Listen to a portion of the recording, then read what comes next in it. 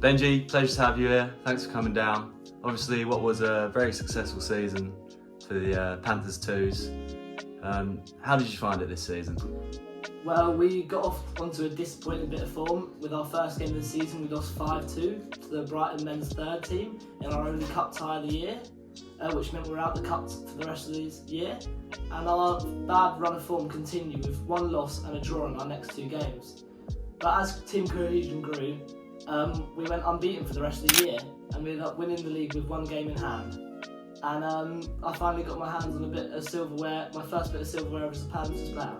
So that was really good. So on a more personal note, how do you think you performed individually this season? Well, at the beginning of the season, I was left out of the starting 11 for the first few games, which I was really disappointed with. But after 2 losses and a draw, I finally got my chance, and in my first start, I got man of the match. And my good form continued from then, in which my teammates ended up voting me player of the season at the end of the season, which is always nice to get that award. You mentioned the team's promotion to Bucks Southern Tier 3. How do you think the team will fare, obviously, in the league above?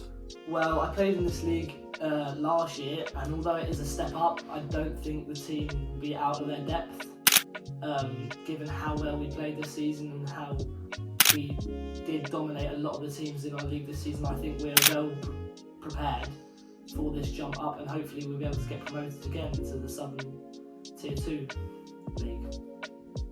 You'll be losing a few senior players who will be departing uni this year. Do you think the team can still cope with these losses? Yeah, so obviously we're losing quite a few of our senior players, which really helped us reach such high heights this year in our title-winning season. But I do think the core of the team's still there, and hopefully we'll be able to bring on some new players to help us cope in the league above next year.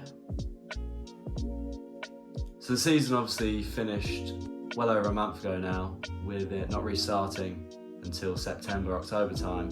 How have you been keeping fit and staying up to date with your football during the off-season? Well, during this off-season, I've been running 3 times a week and going to the gym 4 times a week just to make sure I stay fit and strong when pre-season eventually does come around. I've also been playing some smaller sided games like 7-a-side. I've also been playing 11-a-sided games just to make sure that pre-season is a shock to me, and I can still perform at a high level.